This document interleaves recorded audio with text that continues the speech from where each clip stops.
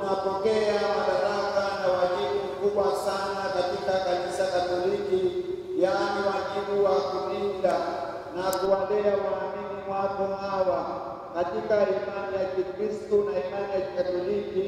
Kwanza kabisa, ninakualika wewe mwenyewe kuungama na kukiri mbele ya kanisa imani yetu ya Kikristo na ya Kikatoliki.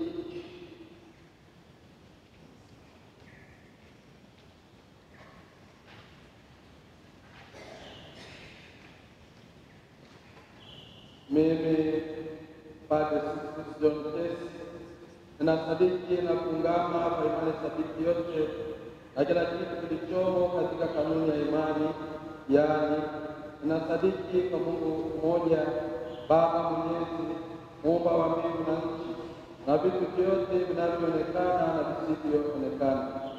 Ninasadiki kwa Bwana mmoja, Yesu Kristo, mwana pekee wa Mungu, aliyezaliwa kwa Baba tangu milele yote, Mungu aliyetoka kwa Mungu, mwanga kwa mwanga, Mungu kweli kwa Mungu kweli, aliyezaliwa bila kuumbwa, mwenye Mungu mmoja na Baba, ambaye vitu vyote vimeumbwa naye.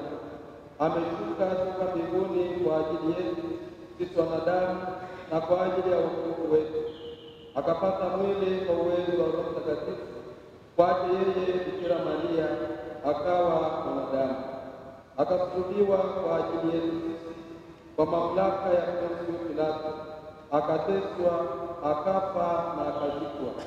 Siku ya tatu akafufuka kadiri ya maandiko, akapaa mbinguni, ameketi kuume kwa Baba.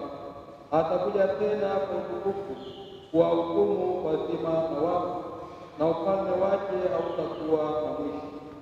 Ninasadiki kwa Roho Mtakatifu, Bwana na mleta uzima, atokaye kwa Baba na Mwana, anayeabudiwa na kutukuzwa pamoja na Baba na Mwana, aliyenena kwa vinywa vya manabii.